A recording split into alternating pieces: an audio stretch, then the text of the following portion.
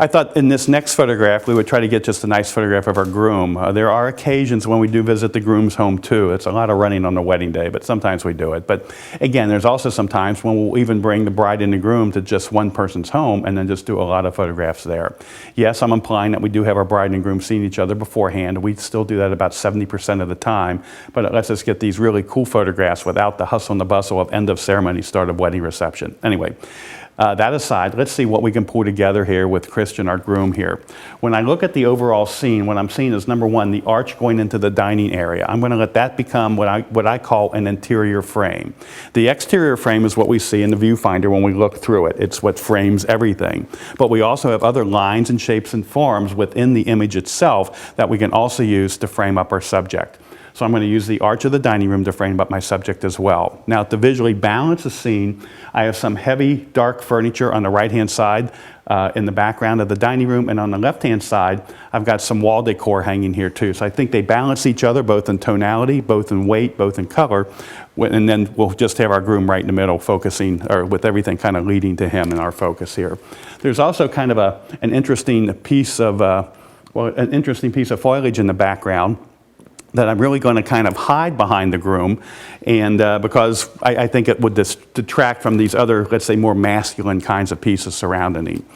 To really make him more dominant in the scene, I'm back to my wide-angle lens, my 10 to 22 millimeter lens. It looks like around 14 millimeter is about where it needs to be. And the other things that's happening too is it's making that plant in the background that I want to diminish in the scene, it's actually making it get smaller anyway, because wide-angle lens, he's pretty much in the foreground. I can hide that plant behind him, while at the same time still framing him with the arch of the dining room.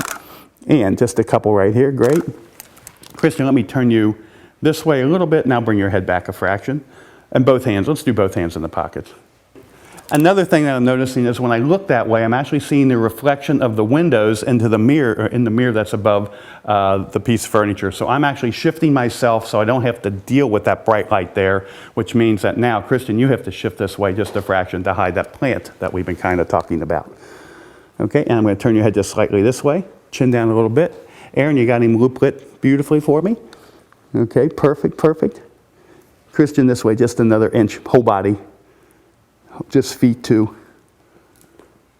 A little bit more, a little bit more. Now turn your head back.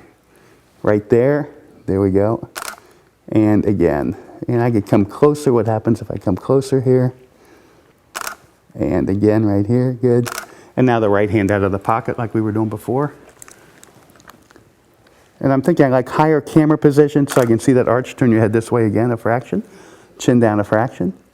Good. Another thing I'm trying to do too, whenever I'm using these wide-angle lenses, just so I don't really show that I'm using the wide-angle lenses, is I'm going to try to orient my camera so that I can keep the left vertical lines and the right vertical lines pretty well parallel, so we don't get any of this convergence kind of stuff going on. And I think what happens then, we create just a really nice wide-angle portrait of our groom or whoever. I've said this a couple times before, that I think even though most of the time the people in front of my camera are brides and grooms, what I'm really talking about is just solid portrait lighting technique. This could easily be a view or a portrait of an executive in his home or whatever. I think it still works that way as well. It's always about the lighting. It's always about the composition here, whether it's brides and grooms or whomever else that we happen to be photographing.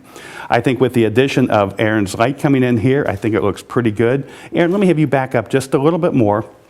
Even though my exposure is looking good, I'm just going to soften that light just a bit more. I'm also using, by the way, I'm at ISO 800. I'm at a 30th of a second at 5.6. That 30th of a second is letting me burn in some of that ambient light in the background that's actually looking, I think, quite nice in our scene here. So, getting those lines parallel like we talked about, but I still like the higher angle. Maybe a head and shoulders of him works well. And I am seeing some of that reflection of the mirror, but I'm going to live with it right now. How about arms folded for me, Kristen? Let's see what that does. And that's thumbs in, fingers out. Perfect.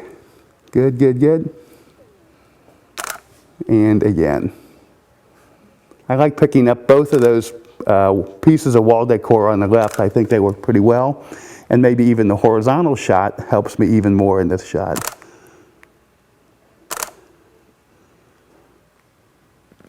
And I think we got some cool things going on. I'm going to go ahead and let's do it a couple more, same arms folded again. Let's go down to a 1/15 of a second, see if I can burn that background in even more. When I'm looking through the viewfinder, my camera is telling me that it's saying, hey David, you're still about to stop underexposed on your ambient. Well, I think that's okay, but let's see what's going on here and see if it brightens it up even more. Let me have you tuck that thumb in even more, so just like that. Okay, good. All righty. And again, here we go. Whenever I'm working at really slower shutter speeds, I will go ahead and click off a couple different times, and hopefully one of them will be sharp enough for me for the shot.